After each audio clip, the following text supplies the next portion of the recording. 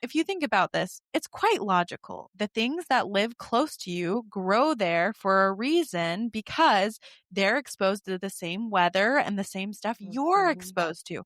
So if you eat the things that have been grown in the same places and the sunlight that you are exposed to, it is going to help you to heal more quickly. It's going to help your body more potently.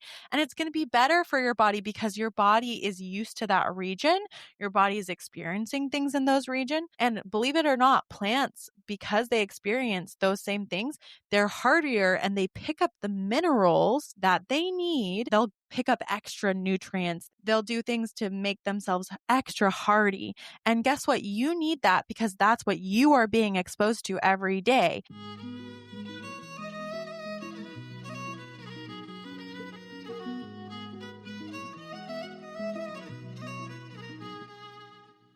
Welcome to the Feminine Alchemy podcast, where we explore the truth about the feminine, the peaceful, the wild, and the visceral. I'm your host, Jaye Beringer, joined by my co-hosts, Julie Dean Richards and Kaylee Rose. Each week, we explore the deep mysteries of the feminine and help listeners apply them to their daily lives in a practical way. Join us to unlock the hidden wisdoms your soul has been waiting for.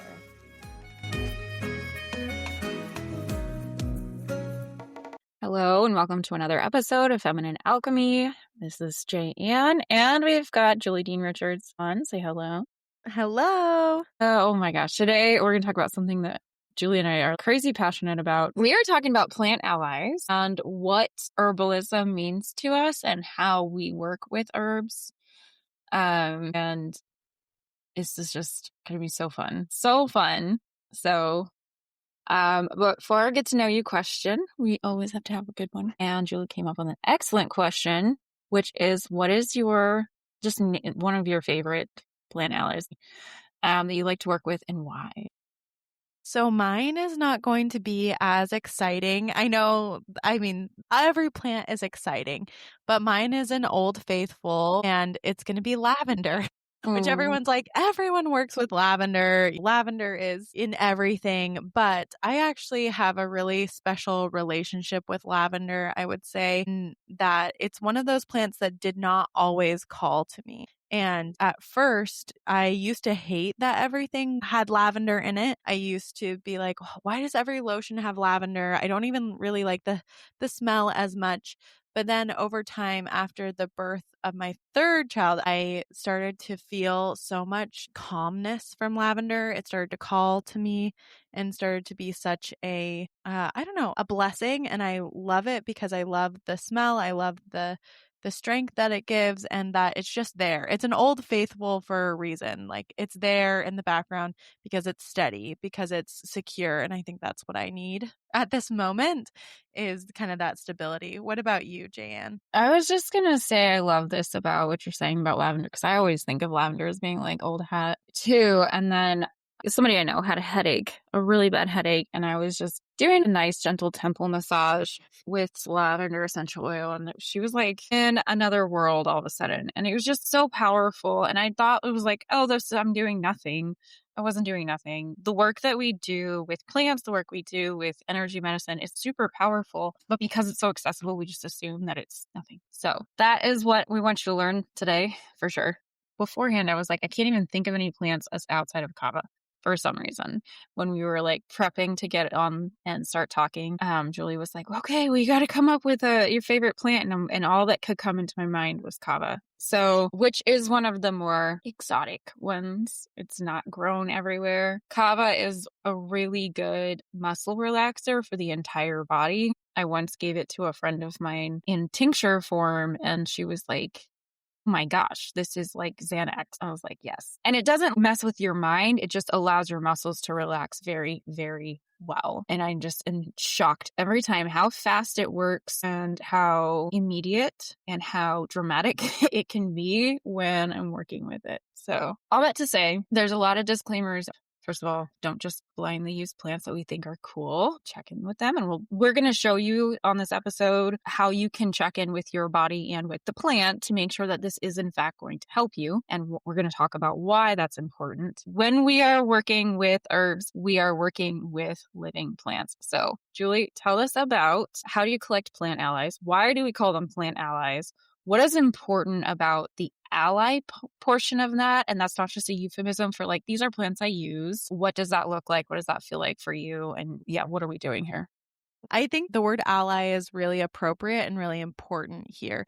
So we're not just replacing herbalism, and there's different types of herbalism, right? I think lots of times we think about herbalism as a 1-to-1 ratio with your Western medicine with here is a pill for every ill.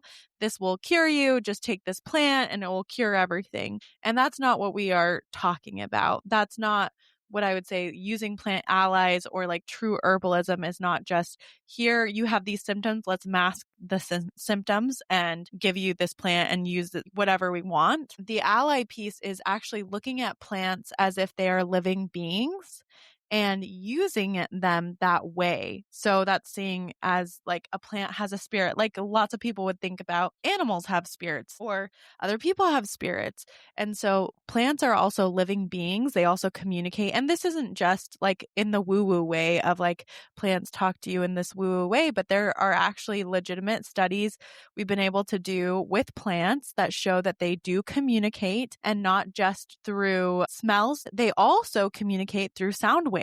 And we've been able to show this multiple times.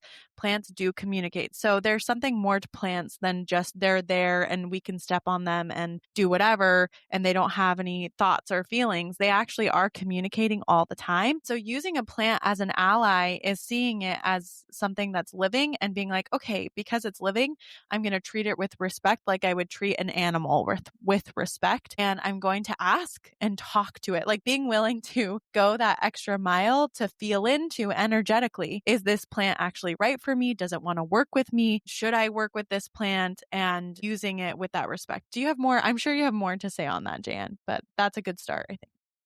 Yeah, just anecdotally, I realized that this past summer, as I've been gardening and as I've been kind of processing different emotions and things, I started to realize that as I go outside to work with my plants, I start to remember where I had left off as if they had asked me, hey, how's that thing going? And it was so natural. I thought it was my own thoughts that I was just like, this is when I think about these things, like this is just an automatic function, which part of it may have been, but the other part I recognized later it was the plants were like, hey, how are you doing with that? How is that thing going? What else are you mad about? And all of these things were coming out. And it's not that I was like putting all my junk on them per se, but they were asking me about it. And again, I have this most bountiful garden with like 4 square feet of space. And it kind of just sort of, they tell me, okay, we're done with this part of the garden experience. They tell me, okay, this has finished now. Even like the day before, I would be like, oh, no, we're going to be going on forever with these tomatoes. They're going to come. And then the very next day, he's like, no, cut this off, please. I'm done. It's over. Or now you need to plant the next generation. Those kinds of things were coming through. And at first I thought it was just my own brain. And I'm realizing now more and more it is the plants telling me, okay, time for the next thing. Hey, I've got something that's itchy. Can you take care of that? Look at that. I found some bugs, those kinds of things. What I've seen with medicinal plants, that's food plants, but what I've seen with medicinal plants is that it's a much more slow going process. And every book I've read is that you get to know one plant. You go out into its native environment and you sit there and wait for a plant to come and reach out to you energetically, right?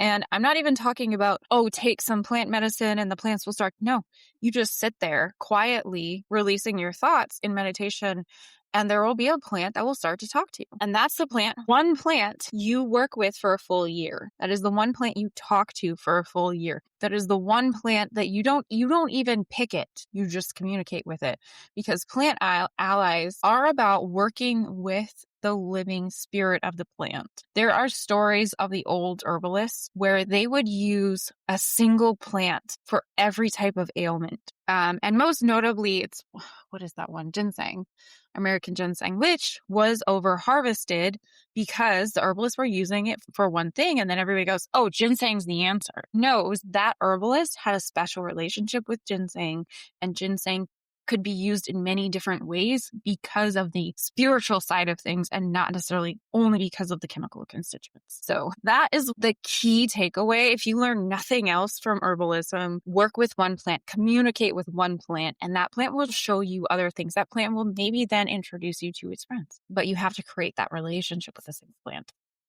So that's my soapbox on that. I think it's really beautiful to think about it that way, because it's more like we're making friends and your friends are there to help you, right? In real life, when you cultivate relationships, it takes time to actually cultivate that relationship. And you can't just go to someone all the time and be like, give me this, give me that, do this for me, do that for me. You have to cultivate an actual relationship. And of course, the chemical compounds of plants are used all over and can be very helpful. I'm sure lots of people listening have had many experiences where they've been able to use something like a salve or a tincture, or take a plant as via a like in pill form, and it helps you. Yes, it will help you, but the idea behind this is it's more than just taking something to take something to fix something. It's more about having an actual relationship. And when you do this, like Jaye said, then the plant works better for you because you actually have a relationship with this plant. It helps you and is more like your friend and able to lend you support. Like, think about, we all have people we recommend because we love them and we've worked with them so much. We have a relationship with them. They're able to help us more because we've worked with them and we have an actual relationship with that person. Think about that in the way of plants. Let's say it's like a massage therapist. If you go to someone you don't know, you might be able to have like a great massage or a great cranial sacral therapy session or something like that. But it changes the relationship completely when that person is deeply invested in you and they're your actual friend. So if we apply that to the plants as well, thinking about them as living beings, the same way that we might think about animals, your dog knows you and loves you. And so the plant in the same way can know you and love you and heal you even more and on a deeper level. And you can do more for the plant by cultivating that relationship. Absolutely. Absolutely. So let's get into the way that a medical institution uses constituents of plants, because let's be honest, most medications, most medicines have plant origins and have been refined and maybe a little bit molecularly doctored. What's the difference between using medication and using herbs? Yeah. So when we use a medication, most of the time it's to mask a symptom or to take care of a symptom. So you have a headache, you go get over the counter, maybe ibuprofen, something like that. You take it and then it takes the pain of the headache away. However, most medications are not made to deal with the root of a problem. They're made to, like I said, mask symptoms. And that's important, right? We need stuff like that. There are times you're like, I'm in so much pain, I can't function. Of course, you need pain medications, or I need to be able to breathe through my nose and I need a medication to help me breathe through my nose and at this time. So it's not that it's not needed, but when it comes to herbalism, we're trying to do more than just mask symptoms. We're trying to get to the bottom and the root of what's going on with you.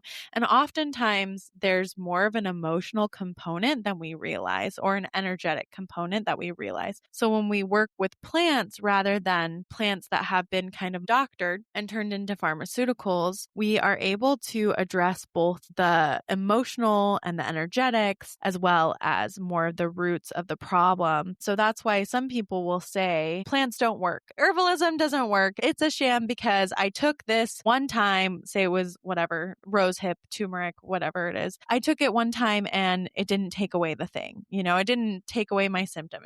Well, plants are not meant to do that all of a sudden. It's not at the snap of our fingers that these things happen. It takes time. It takes weeks and months of you using and working with the plant properly, because that plant is not just stopping your symptom. It's going down to the root and it's doing a lot of work and healing energetically. And then, of course, when it comes to herbalism, we're actively working with something that has a living spirit and that is from nature. So every compound you get, like every tincture you get, is going to be unique. If people don't know what a tincture is, that's where you can use glycerin or alcohol, and you basically use that to extract the medicine from the plant, and then you can take that later. So they come in little vials, and they're usually liquids, and you can use a dropper and take them via a dropper. Let's say you get 2 tinctures from Earthly or something. You might find that both of them do not work the same, or they tend to have different outcomes, or it's not as powerful, or maybe they're more powerful because those plants are unique. Each plant is unique. Everything that's being used is unique. So it's not going to have 100% the same results. Whereas something like a pharmaceutical, you can count on it to be almost always the same because it's the same process. It's a chemical process. So that's the difference between something that's synthetic and something that's living, is you're always going to get a little bit of different outcomes. Do you have more you want to add to that, Jan? Yeah.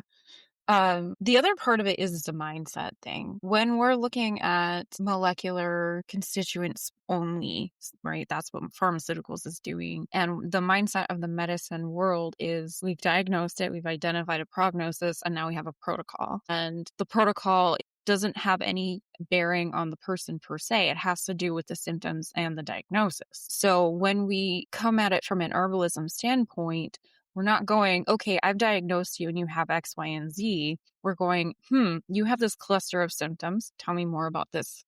Tell me more about this. And then our plant friends come in and tap us on the shoulder and say, hey, I think I can help with this. I think I can help with that, which is really difficult to empirically reproduce with just plain protocols. And that's the struggle, I think, that anyone in the allopathic world, which is the true name for medical doctors, anyone in the allopathic world, they think very, very linearly and very structurally, like, this is what I have to do in order to get the result. And if I don't get the result, then I go on to the next iteration of things I need to do.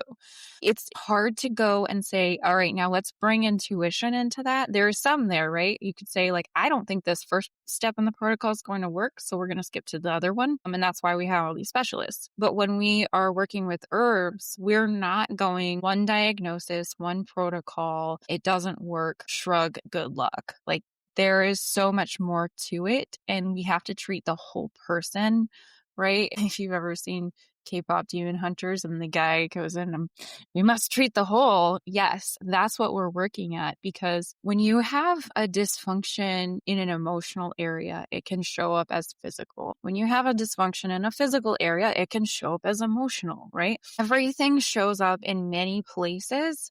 And the plants have many more layers of where they're addressing. So are you going to take echinacea and go, okay, you've got a cold. Echinacea is going to stop your sinus overflow. No, that's not what we're talking about. It's not one symptom, one medicine. What we're talking about is we're addressing multiple layers of issues inside of one plant that said, hey, I can help with this. I hope that made sense. It's a totally different mindset.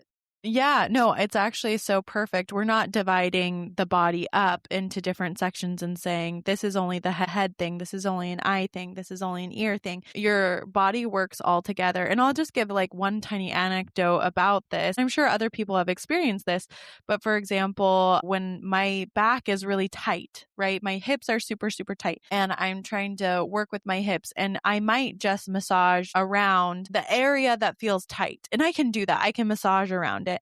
But if I actually massage my whole back, the other muscles, oftentimes I find that actually by releasing my upper back, my lower back is all of a sudden better. Or by working on my tush and working on the back of my legs, oh my gosh, it loosened my lower back, because all of those muscles are connected. Everything's connected, all the ligaments, tissues. And in the same way, when we work with plants, it's not just a one for one. Oh, you are having trouble with your cough. Let me give you mullein for that. You can have mullein for your cough, and that's going to do everything for you. No, I might need more or less, or we're looking not just at this one cough, we're looking at, okay, well, where did this cough start?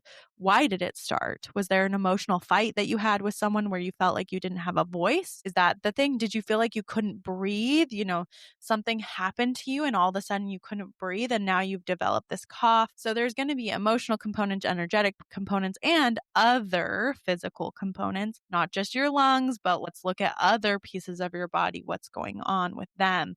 So I think that's beautiful, Jan. And that's why when we look at herbalism, we say, oh, herbs don't work. We can't look at it like that. We have to look at the whole one thing, Dr. Low Dog, I cannot remember her first name, but her last name is Low Dog. She is an indigenous Native American doctor, but she also has a medical degree. She went to medical school and she does amazing work around this. And one of the things that she taught me was that, Western medicine is very heroic. It's heroic medicine. And what she meant by that was, we're always kind of in this hyper crisis mode, which is what you see on TV all the time, right? We watch things like ER, we watch Grey's Anatomy, and there always has to be this emergency. And the hero has to go in and do things in the moment right now. And she gave the example of she was in surgery and they came in and said, do you want to give this patient nutrition? This is like a 12-hour surgery. And the doctor was like, oh, they don't need that. We just need to focus on getting this, whatever it was, this out of their body. We needed to focus on cutting them open and doing what we're doing. And she said, it's the complete opposite of the feminine way of medicine and herbalism, which is, it's not as exciting, right? Herbalism, it's not as exciting to be like, yes, over the next 3 months, we're going to work with this plant little by little. We're going to give you some nutrition. Cause she said, what about that person? That person, they're cut open. Of course they need the nutrition too. They need that to vitalize their body, but we're so focused on the cutting, the exciting part, that we leave behind these other beautiful pieces. And partially because they are more feminine and allopathic medicine is more masculine. And that's just, you need both, right? But that's why with, herbalism and other medicines that are more feminine, it's going to be, how do we do this beforehand? How do we help you with your lifestyle, with your diet, and with these herbs? And it's going to take a long time and it's going to be little by little. So it's going to look like not a lot is happening in the first couple weeks, but you'll see the huge changes that come in time. I love that you said it's heroic. I want to point out and highlight that allopathic medicine was born on the battlefield. That is the purpose of allopathic medicine. It is very masculine. It is entirely about saving lives. The problem with that is when it's the feminine side of healing, we're not talking about saving lives. We're talking about little things every day. And things that make a huge difference over time, yes, but it's not that instantaneous hit of excitement, adrenaline, and heroism, because that's what the battlefield medicine is all about. So if we can recognize that and start to parse it out in our minds and say, that's what they're doing and that's why they're doing it, and there's this big piece that's missing that I can also integrate into my life, then we can see how there is a beauty in both sides of that coin. So what we're getting at here, though, is we're not trying to, first of all, replace allopathic medicine. That's not relevant. We also don't want to take the mindset, that masculine mindset of allopathic medicine, and bring it into herbalism. That's the difference. That's the biggest difference. Do not do that. It's not going to be as effective in that instance because it is more builds over time, works on multiple layers, and less like instantaneous, right? Like broken bones.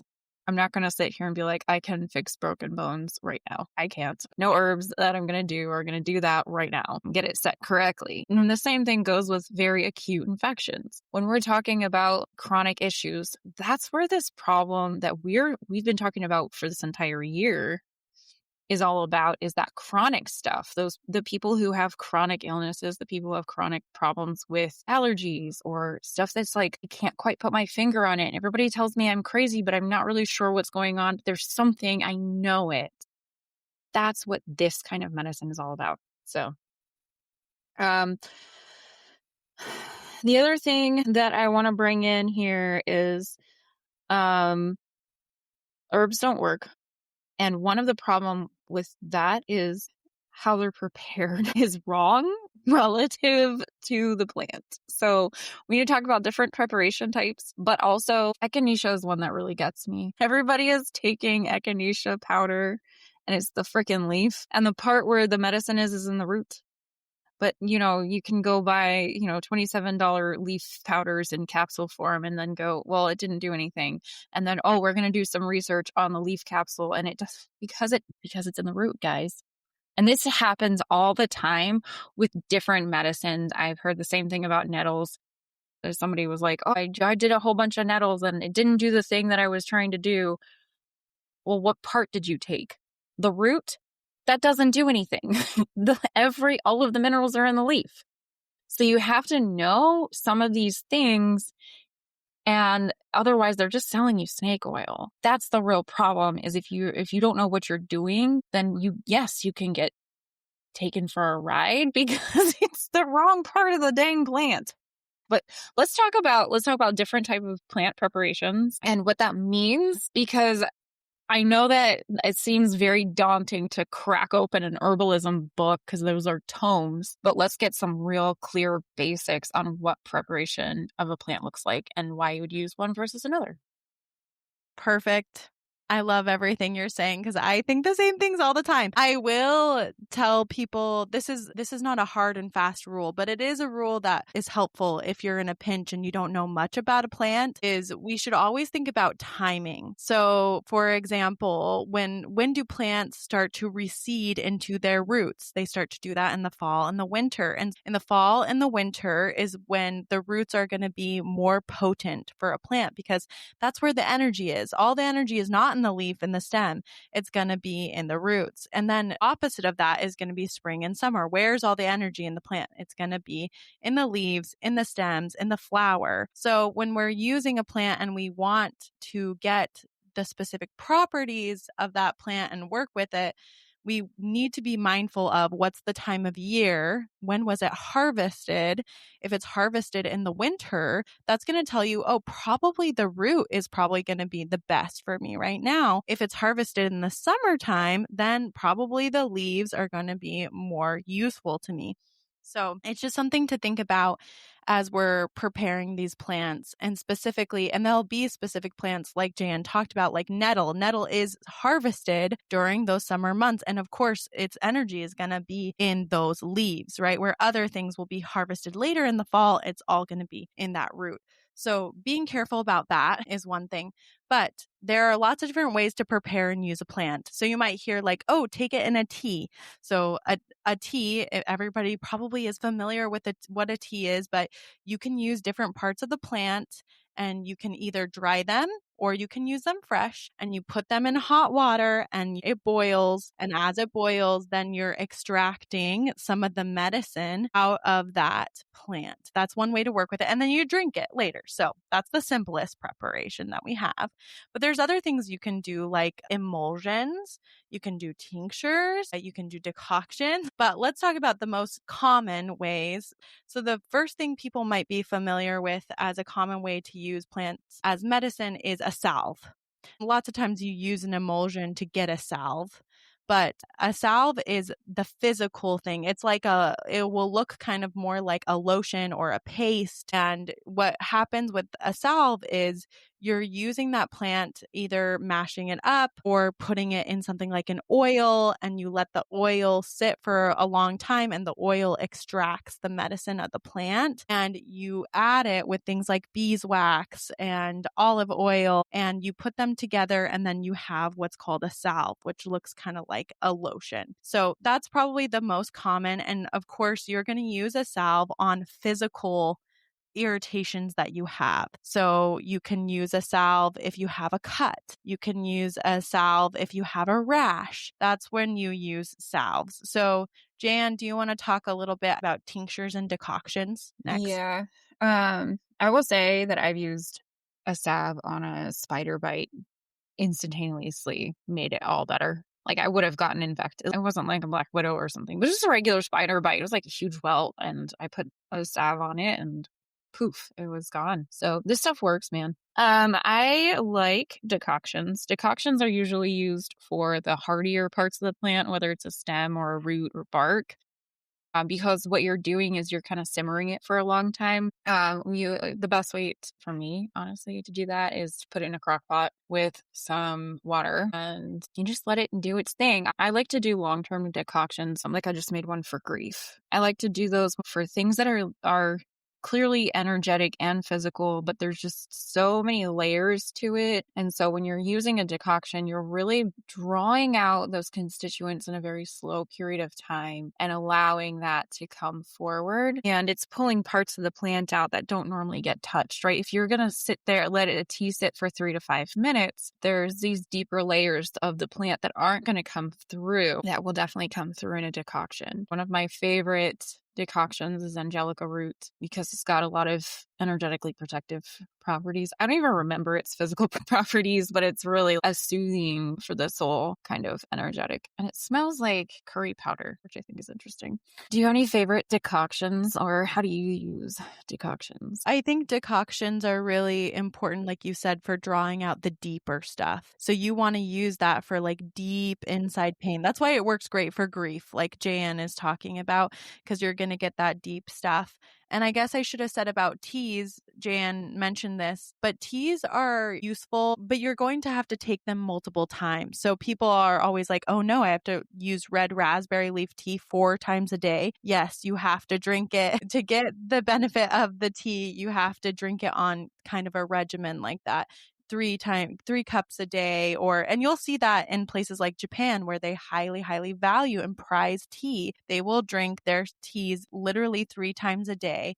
They have their specific regimen on it to heal certain things. So because a tea is not getting as deep into the plant, that's why we have to use it multiple times for different things. And they're actually great. Teas are really great for things that you don't want to get too invasive with, I would say, that you want to work with over time. So like red raspberry leaf, we know tones the uterus and works really well for menstrual pain and cramping. And so you want to do that kind of in a way where you're doing it multiple times, either a day or during a week, and you use that throughout the month because that's going to help you constantly work with your uterus. Whereas a decoction, because it's really deep and really hearty, at least in my experience, you don't need to take a decoction every day. That's not something for everyday use. It's for deeper use. So we're healing something, and it's going to be a smaller dose than you're going to get. Like a whole cup of tea is a bigger dose. A decoction, you're going to take like a milliliter or a smaller amount over time. And so I think Angelica is really lovely for that. I have one that was specifically for the liver. So using milk thistle, really deep stuff with that dandelion root, boiling those for a long time, pulling it out. Like Jan said, a crock pot is perfect for that. And taking those to cleanse my liver has been really powerful for me. Any other thought about decoctions? You want to talk about tinctures? No, I don't think so. A lot of these too, like decoctions, you can stabilize as a syrup and put it in the freezer. Because if you make a large quantity and you don't need all that much, like you save it for later. Oh, and the other thing is a decoction on the fun side of things can also be a simmer pot, right? And so if you're using these like fun, joyful things that have a lot of smell to them in your decoction, it's also doubling as like a simmer pot, which is just kind of like a magical thing. So the kitchen witchery is strong here. Amen. Amen. Yes. All right. So tinctures. What do you do with tinctures and how are they made? Most times you're not going to make your own tincture unless you're doing a lot of wild crafting yourself for very specific plant types, but you're going to see them in the health food stores. And the reason we want to know why are we seeing them in the health food stores and what do we do with them? Yes. Okay. So the tincture is probably the closest to a 1-for-1 when people think about medicine, like take this thing, this remedy, because it's quite potent. So as I said before, tinctures are usually made in alcohol or glycerin, but you're soaking the plant for a very long time. So most of the time, depending on the plant, it's usually going to be about 4 weeks. And so what will happen is you'll take that alcohol, and this alcohol is not like regular alcohol. We're talking like Everclear, something that's really strong, like 50% proof or something like that. Or a glycerin. You can do that if you don't want to have alcohol in it, or you're doing it for a small child, or you're pregnant like me and you're avoiding alcohol.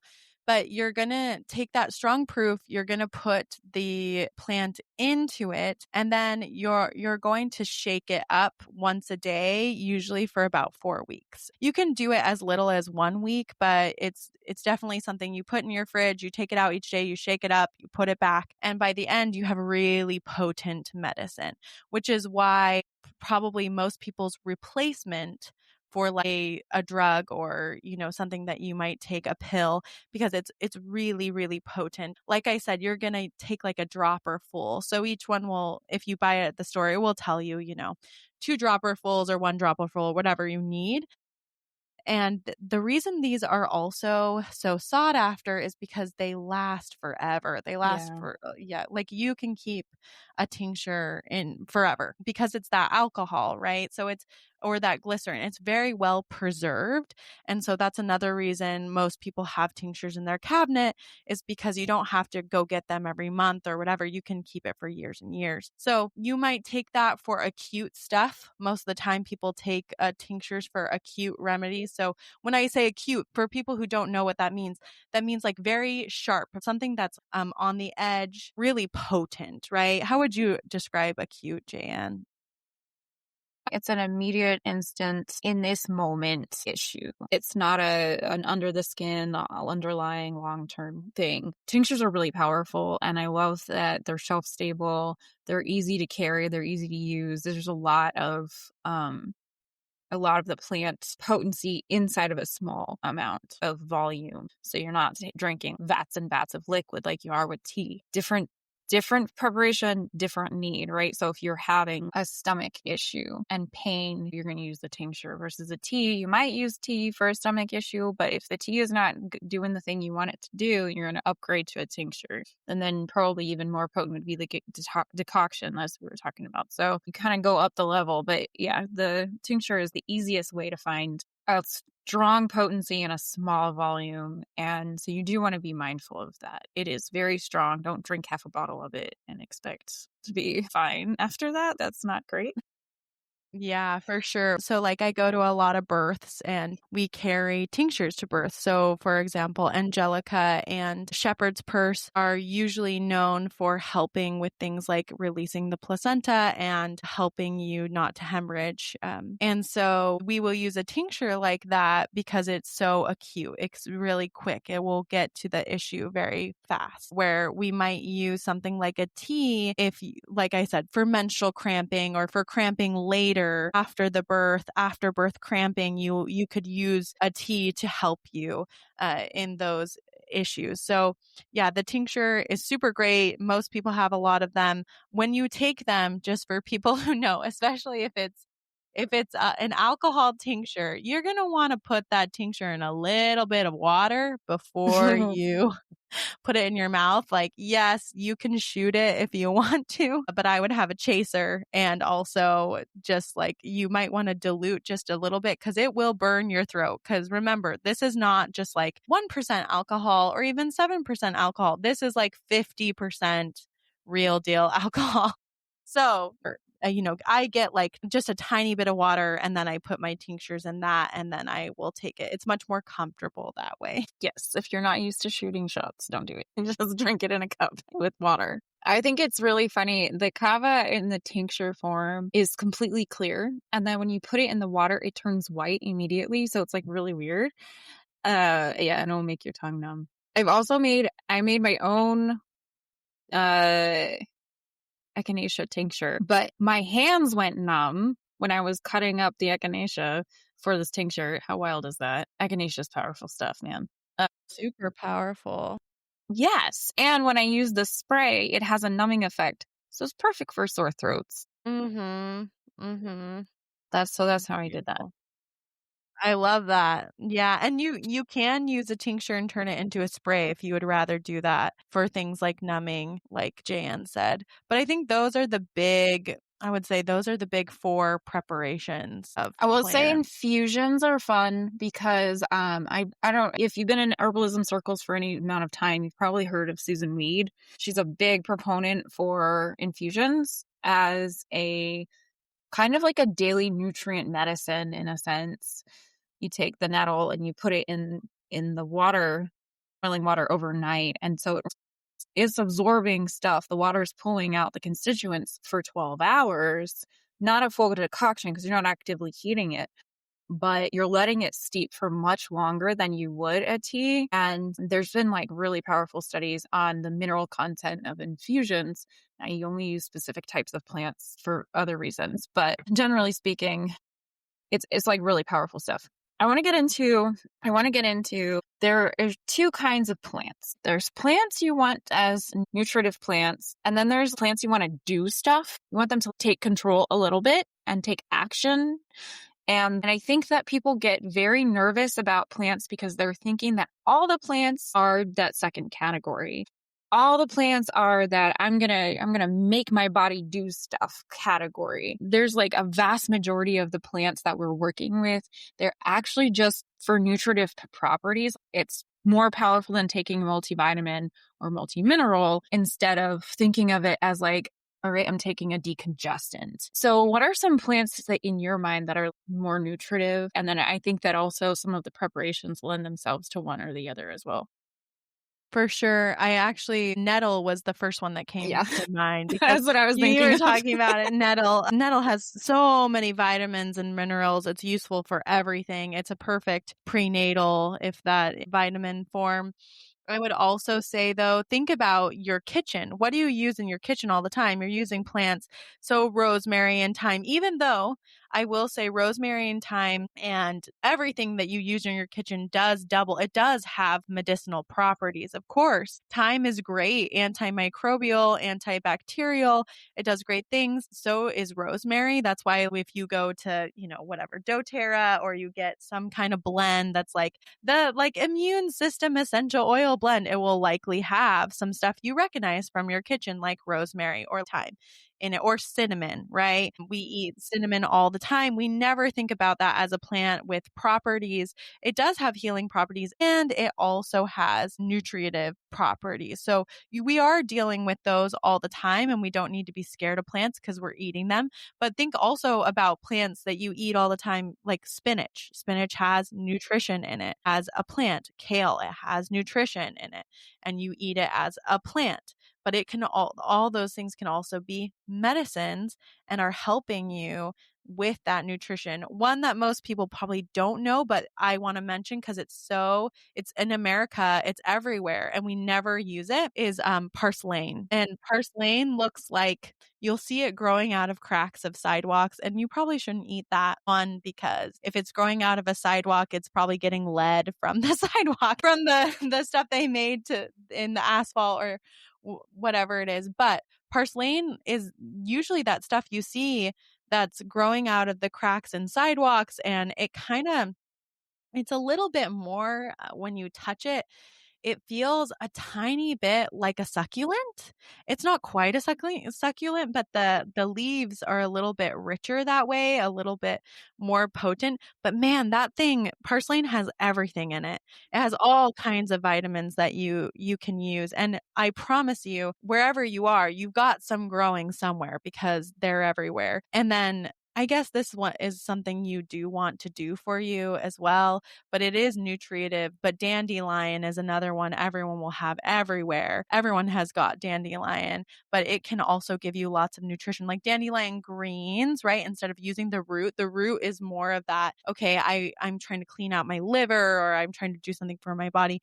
But the actual leaves have a lot of nutrition in them that we can use. What are you thinking about, Jan? I love this. Yeah, this dichotomy of food as medicine and really potent medicinal plants also being highly potent nutritive plants. Like, let's talk about that for sure.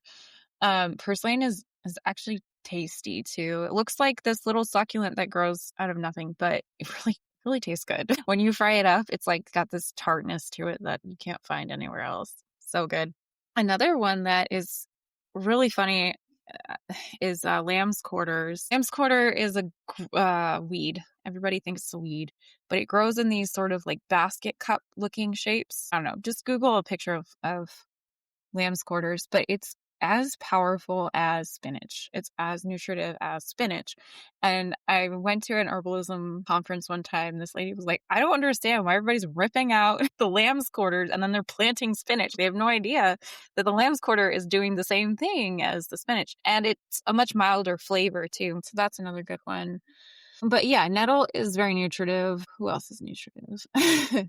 Oh, milky oats. I like milky oats, but also the oat grass itself is the actual oat leaf, the grass. They Mhm. dry it out and you make a tea with it. You can get so much nutrients out of that. And so when I tell people, here, have this herbal tea, and they go, oh, hold on, I don't know if I agree with herbalism. I'm like, okay, if I took spinach and dried it and gave it to you in a powder, would you be worried? No, that's the same thing I'm doing with this nettle, because you don't want to pick nettle. It hurts. And you don't want to go find where it lives. So here it is in a powder. Here it is in a tea that you can drink. It's like we can make a tea out of spinach too. It's just a lot of work for no reason there to me. Anyways. So Yeah. those are some like nutritive stuff, and the vast majority of what we're looking at is high nutrition, low plant volume. That's Yeah. what we're really looking for. You can take a lot of these in a powder form. I think it's really important that we be able to taste our medicine. I Yeah. think that is a top priority. When we taste it, we're training the body to say this is how this is what it is going in, and this is the signal, and then you see on the effect, and the body can start to make those connections. When we take it in capsule form, we don't give the body that feedback loop. So I am not against capsules, but I do think it's really important to be able to taste your medicine, especially if you're working with new plants. Yep. And a lot of it actually tastes really good. We always think about like plants tasting bitter, and sometimes they do, Okay, but they dandelion tastes better. I don't care how you make it. yeah, that's true. Dandelion does taste bitter, but a lot of them do taste good, or they're enhancing if you use them in a dish. So like think about something like turmeric. Everybody uses it. It's very potent, but we put it in dishes on purpose. It does have a really bitter flavor by itself, but it we are trained to like it. Like it actually adds. And so other plants can be like that. One plant we did not mention, I think we should, is rose hip and roses, because those are quite common. Tons of vitamin C in Yeah. those. Tons of vitamin C. And the flavor is great. So there, and like I said, so many of the herbs that you cook with are nutritive and they have powerful medicinal properties. We just need to think about getting more of those live herbs into our dishes, actually cooking with some fresh rosemary or sage or thyme, or so many other of the herbs that we can use can be really, really lovely, and they're additive. So I think that's super important, and starting to taste your medicine is really important, because you can get used to it. Just like my little girl, I started feeding her beef liver when, I don't know, she was like 8 months or something.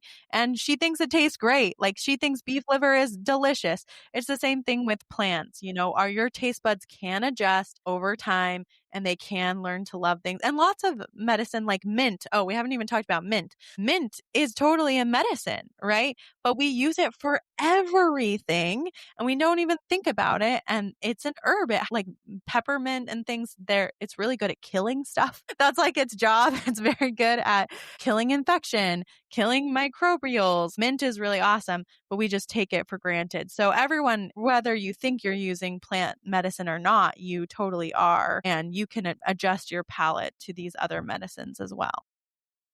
I want to talk about bitterness for a split second, just because bitterness itself stimulates the liver. And I think that we shy away from bitter flavors. And a lot of people this in the westernized culture have issues with anger and grief. That's how when we cleanse the liver pathways, then we're able to process anger and grief a lot easier. But if we refuse to experience bitterness, then we're not going to experience sweetness in the same way. So we need more sweetness to like get that hit of really tasting the sweetness.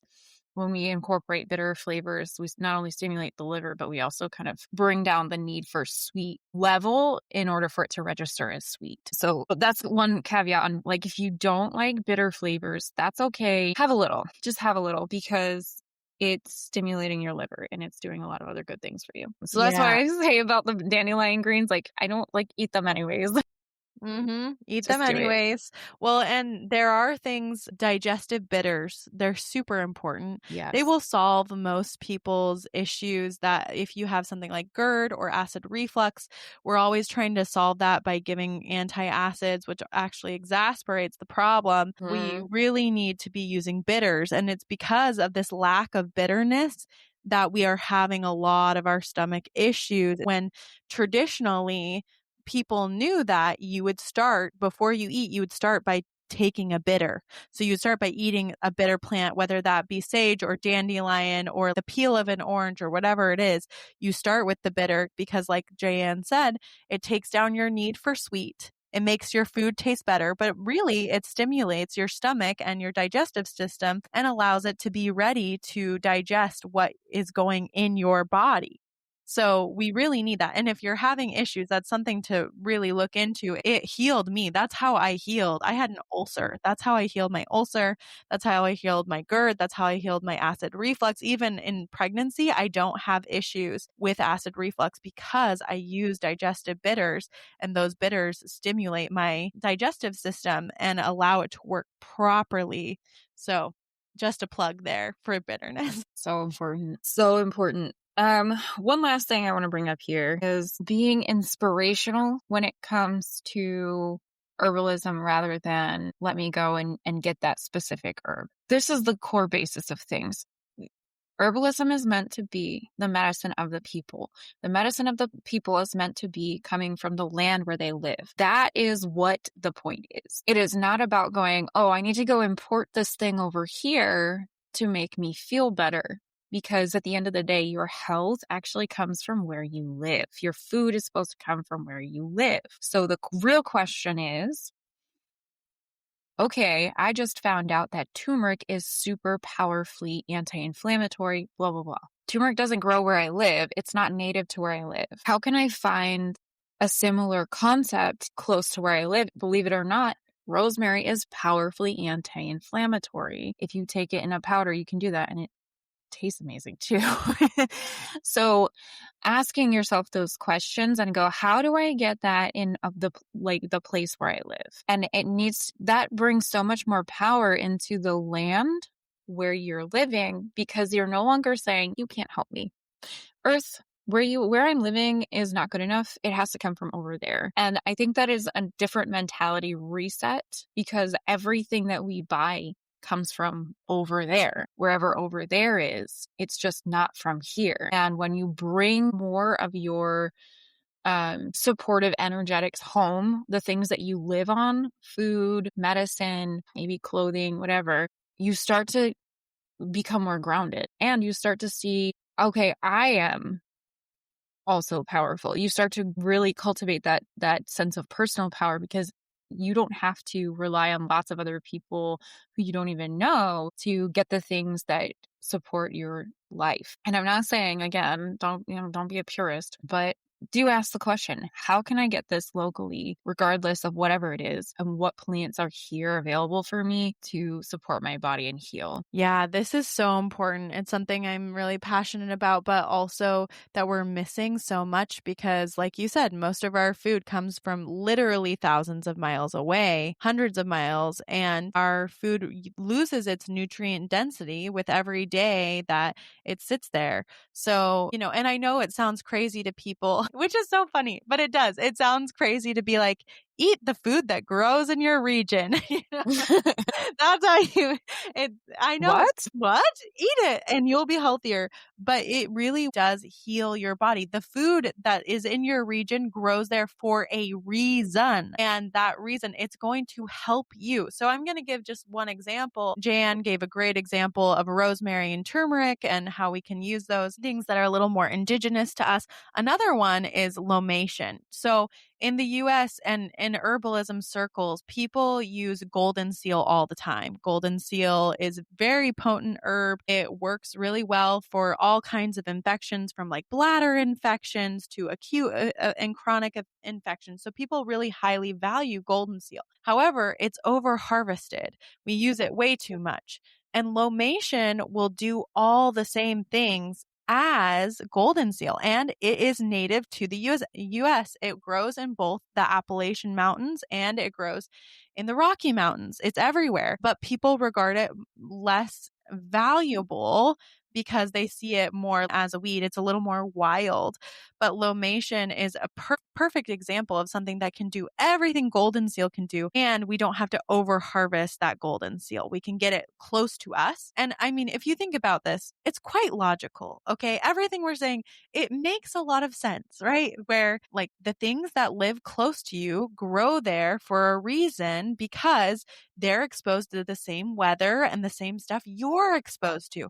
So if you eat the things that have been grown in the same places and the sunlight that you are exposed to, it is going to help you to heal more quickly. It's going to help your body more potently.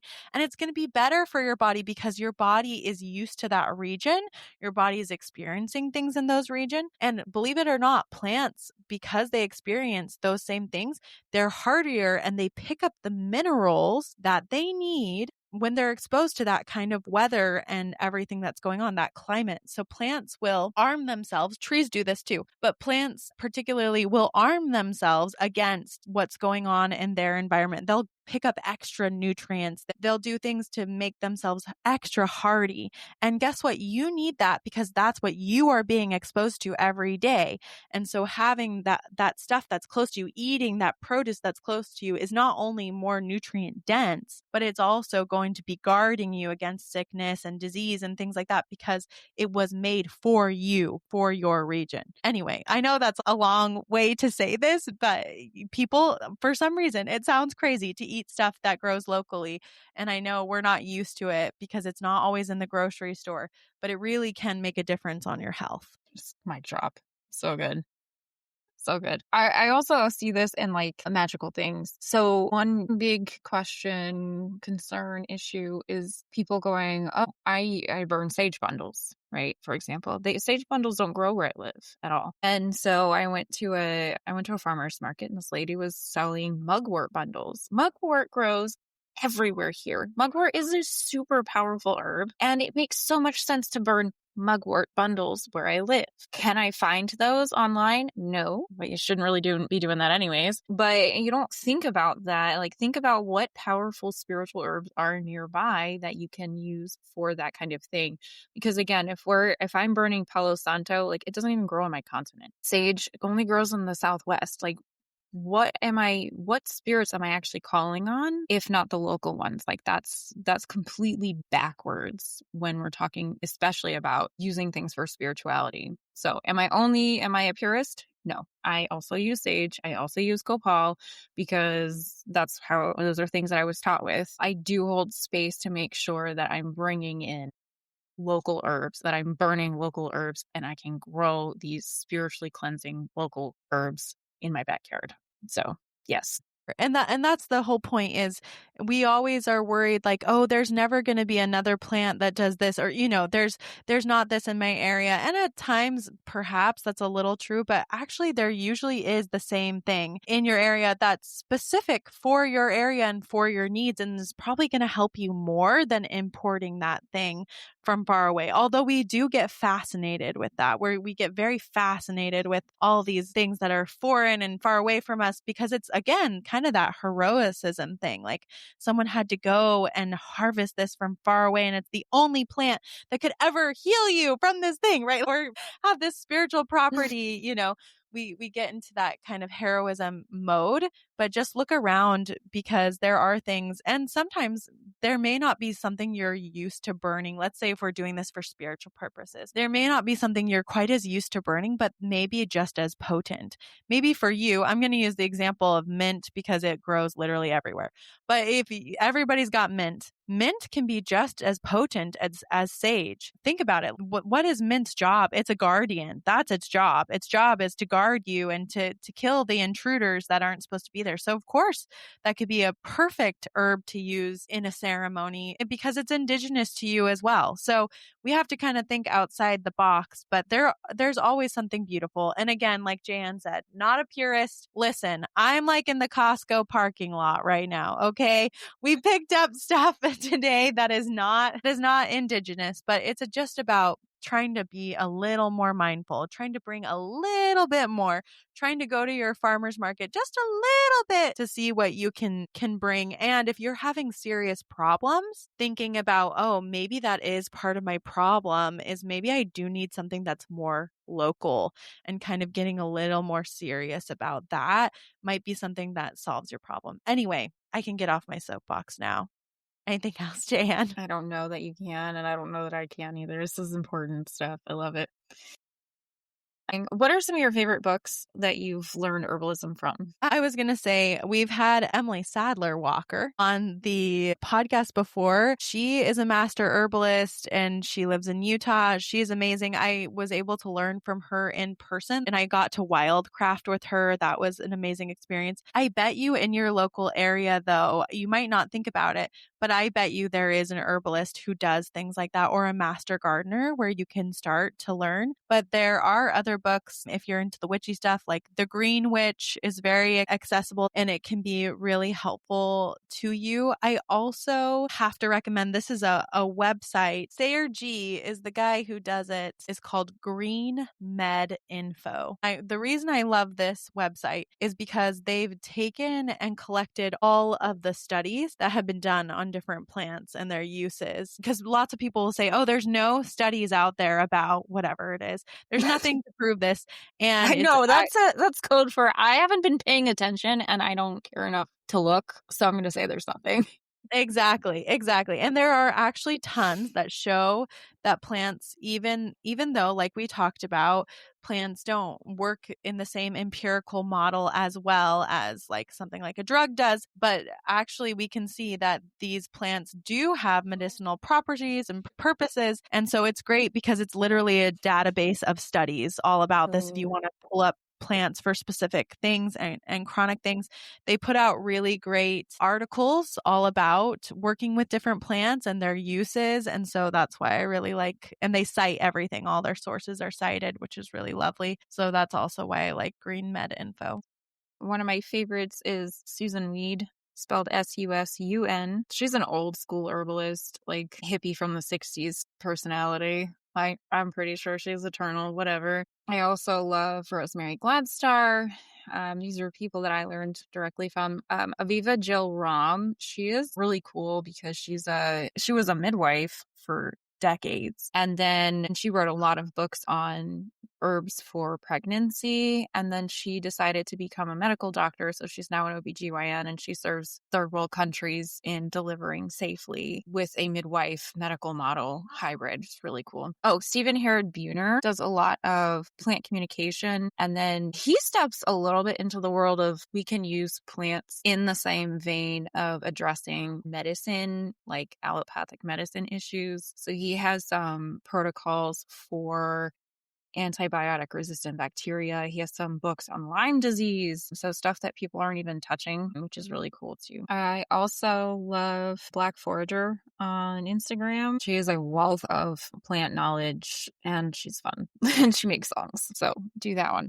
I also got an app called Gather, which is supposed to help you identify plants in the wild. I haven't used it a ton, but if you use it and like it, let me know. That's my short list. I'm sure I could tell you like a million other people though.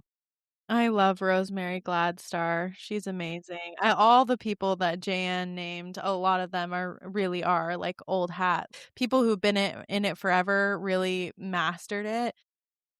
Yeah, there are a lot of apps out there, and I've tried a few of them, and they'll tell you like, oh, it looks 86% like yarrow. And you're like, okay, is it yarrow or is it Queen Anne's lace? Because that's a real difference. But, there are super helpful apps. There's tons of places you can learn about herbs. It doesn't have to be something that is scary. I know it sounds scary, but there are tons of ways to get started. Even if you do, something simple and look up, YouTube videos, there are lots of amazing people who talk all about working with plants. So that's a good place to start.